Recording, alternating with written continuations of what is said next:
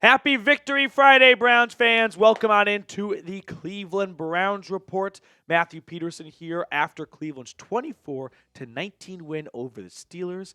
Never get tired of seeing that scoreboard right there. We have a lot of ground to cover on today's episode, so I'll try and keep things on the bit of a shorter, concise side of things so you guys can enjoy the rest of your Friday and into the weekend. I just want to briefly touch on one of the NFL news storylines out there, which is Daniel Jones being released by the Giants, and I've already seen some people online connecting dots and suggesting the Browns go get Daniel Jones now just to kind of have a head start on him if they think he might be a potential starter for them next year.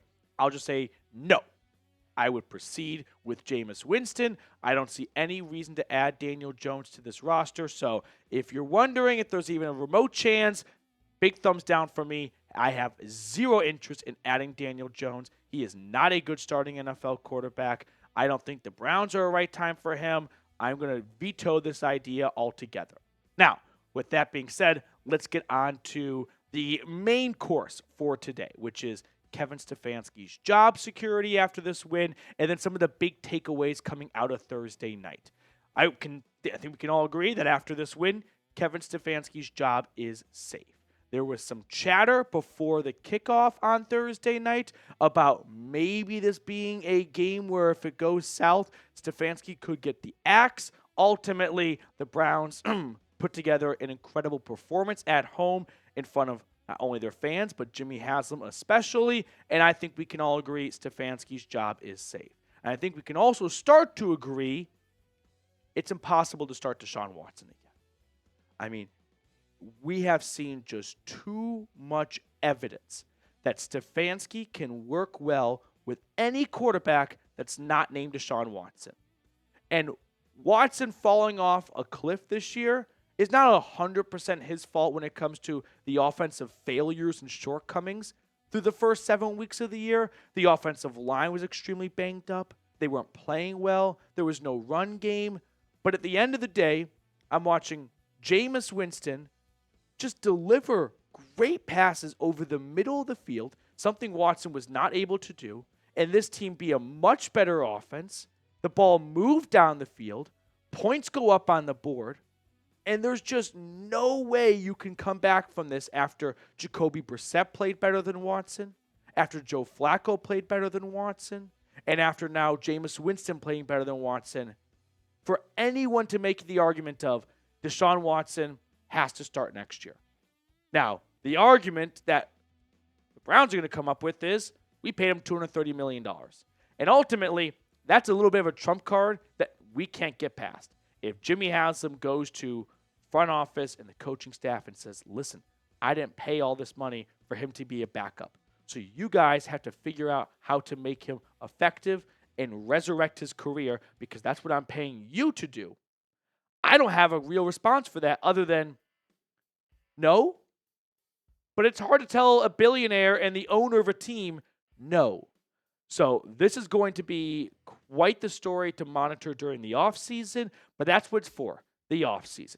For now, I want to just bathe in this victory a little bit and keep the good times rolling. So if you want to keep the wins coming, hit that sub button down below. It's absolute science. If you subscribe, the Browns win. So let's get ourselves to 39,000 subscribers. Now, I've got three big takeaways outside of Stefanski's job being safe after this win.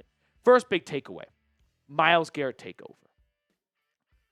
Myles Garrett put on full display in front of the country why he not only won NFL Defensive Player of the Year last year, but that was last year, but why he is the number one pass rusher in football. 3 sacks, a forced fumble, fighting through chips and double teams every single snap, and nothing could slow him down. And then after the game, Myles Garrett using this opportunity to do TJ Watt fair justice after Watt tried to steal the moment from Garrett before the NFL award ceremony after the 2023 season, leaking that Garrett won and Watt was salty about it. Quote, I have a lot of respect for him, but I'm number one. That's from Edge 1 to Defensive Player of the Year. I'm the guy that runs through me. The shit fired me up. I got to be honest with you. Is it a little bit on the cocky side? Sure. Is it a little bit more NBA than NFL when guys like to run their mouth a little bit? Absolutely. But when it's our guy, I'm going to run through a brick wall for that. Because this was I'm fired up. I can't fall asleep now. I'm going to scroll Twitter all night until like 1 or 2:30 in the morning because I'm looking for more content to bathe in after seeing this performance from Garrett and after Wyatt Teller on his birthday shoving TJ Watt into a different zip code on 4th and goal as Jameis runs into the end zone. Yeah, that is football porn for Browns fans. So now Garrett sits at 2nd in the league in sacks, trailing Trey Hendrickson by 1.5. He's ahead of Dexter Lawrence and Nik Bonitto and Dante Fowler, who I did not have on my bingo card as being top 5 in sacks as we approach the last third of the season. But Myles, with that 3-sack performance now, has had a 7th straight season of 10-plus sacks, and he now has 5 games with 3 or more sacks.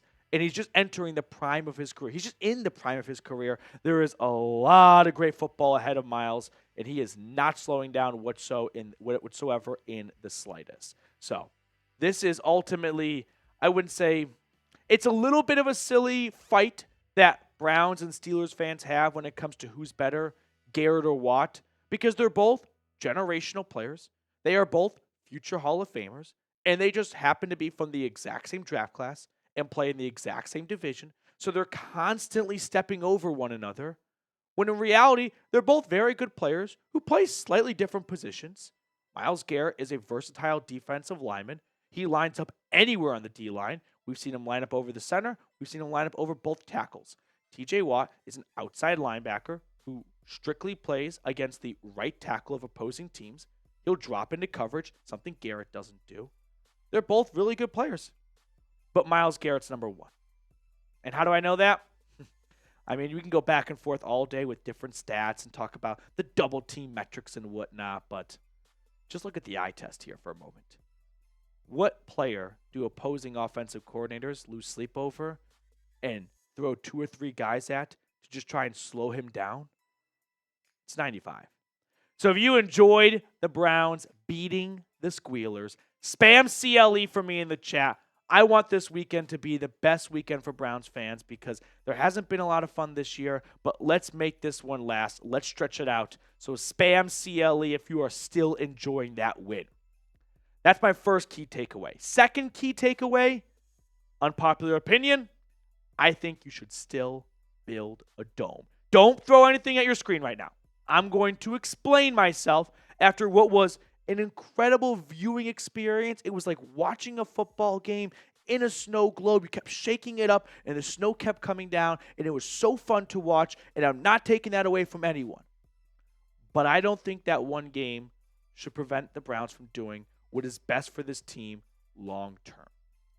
I'll expand on that thought in just a moment, but I do have to give a quick shout out to our great friends over at Mando. Mando is a whole body deodorant safe to use anywhere on your body.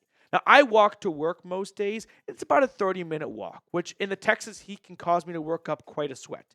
But when I use Mando, I come into the office pit stain free and not smelling like a used gym towel. It was created by a doctor who saw firsthand how normal BO was being misdiagnosed and mistreated. It is clinically proven to block odor all day and control odor for up to 72 hours. Mando is now offering new customers $5 off their starter pack at shopmando.com with promo code CHAT. Mando's starter pack is perfect for new customers. It comes with a solid stick deodorant, cream tube deodorant, 2 free products of your choice like mini body wash and deodorant wipes, and free shipping. Luckily, I've got a discount code to help the dog pound out. New customers can get $5 off a starter pack with our exclusive code CHAT. That equates to over 40% off your starter pack when you use code CHAT at shopmando.com. That's shopmando.com. I put all that information in the comments and description of today's video. Let's talk about whether or not the Browns should build a dome stadium.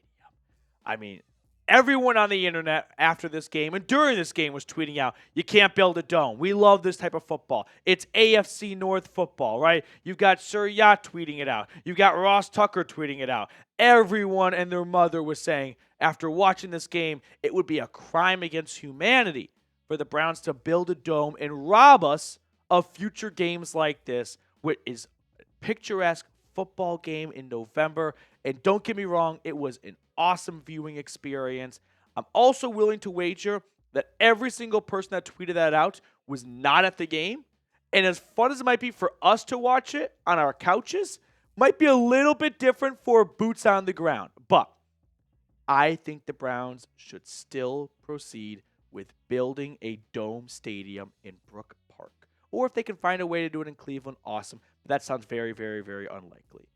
Why should the Browns proceed to still build a dome? Why should the Browns still proceed to build a dome stadium? How often have we seen the Browns play on primetime, Thursday night, Sunday night, Monday night against a rival team in the snow? Honestly, how often? Happens like once a decade? So we're going to bypass on what's best for the team and best for the fan base when all the other games are cold, muggy weather, rainy, snowy, because once every 10 years, Mother Nature gifts us with this awesome snowfall on Thursday night with the Steelers in town.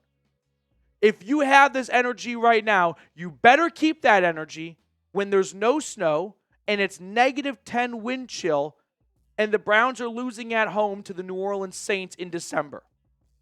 How many of those games have we seen? Way more than what we saw on Thursday night. It's like 9-1.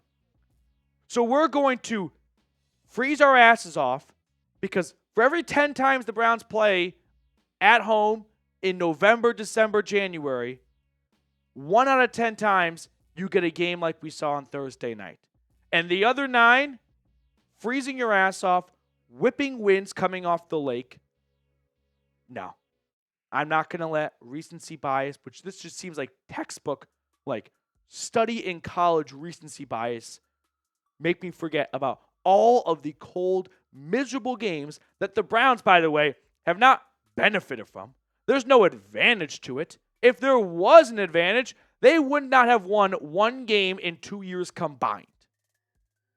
There is no home field advantage for the Browns in those conditions.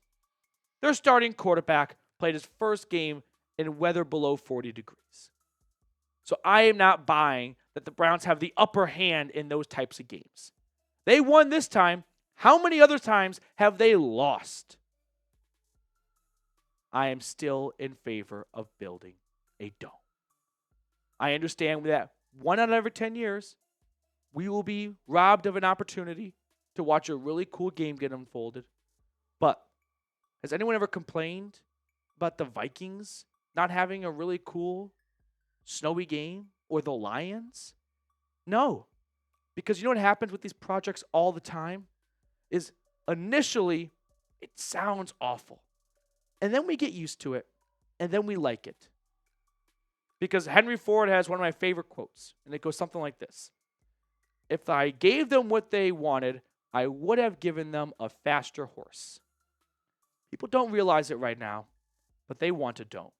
And when the dome is here, they're going to be so quick to go, oh, you're right. Just like how I was so quick to go, oh, the pitch clock in baseball is awesome.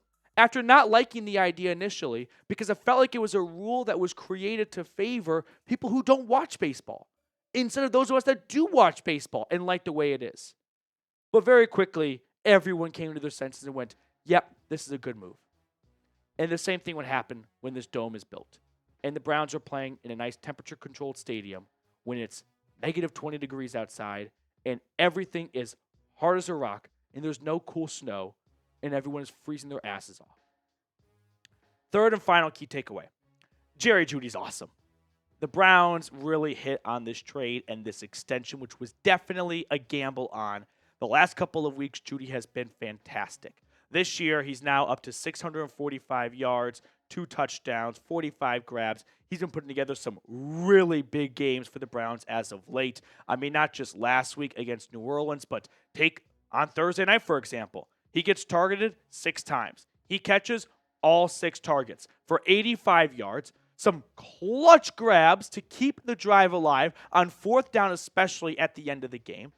It's the first time in his career he's had 85 or more yards in back-to-back games. I think the number I saw was in the last 4 games, he is 4th in total yardage. I mean, Jerry Jeudy has blossomed into the guy the Browns gave that 3-year extension to before he ever played a snap for this team. $52.5 million, an average of $17.5 million a season. At the time, I was critical of it. It was a huge roll of the dice. You're about to give an extension to someone who hasn't played a snap for you yet? Someone who's never gone over 1,000 yards in their career? But now think about it. Kudos to Andrew Berry. It's a difficult job as a GM. You're not going to hit on every single transaction you make, every signing, every trade, every draft pick. But this one's looking like a good move by him. Because Jerry Jeudy is the 27th highest paid receiver by average annual salary. If the Browns did not extend Jerry Jeudy before the season and let him go test free agency, there's a chance they bring him back. But not at 3 years, $52 million, and not the 27th highest paid receiver. More like the 15th highest paid receiver. So, it's a roll of the dice by Barry, but it worked out. And Jeudy is proving Barry right with that move. He has been so consistent over the middle of the field, something we haven't seen from a Browns receiver with Deshaun Watson at quarterback. But Jameis is finding these guys, Jeudy and Tillman, consistently in tough, narrow pockets. And a guy that struggled early on in his career with drops, those are all behind him right now. So my key takeaways after Kevin Stefanski definitely took the fire off his seat. Myles Garrett takeover, still build a dome, and Jeudy is awesome. Before we sign off, I do want to show some love to the Brown and Orange Club, which saw some new members get added during our Week 12 watch party. Appreciate everyone for supporting the channel who watches us on the reg, but a big, big shout out to those of you that go above and beyond with your ability to super chat. And if you send in a $50 super chat during our watch parties, we add you to the club to get shout outs all year long, like Paul Anderson and Miami Mac, baby. Mac, a longtime viewer of the channel. Awesome to see you on the club. And Paul, thank you so much for your support of the channel as well. We're going to sign off, and we'll see you guys later with more Browns news and rumors.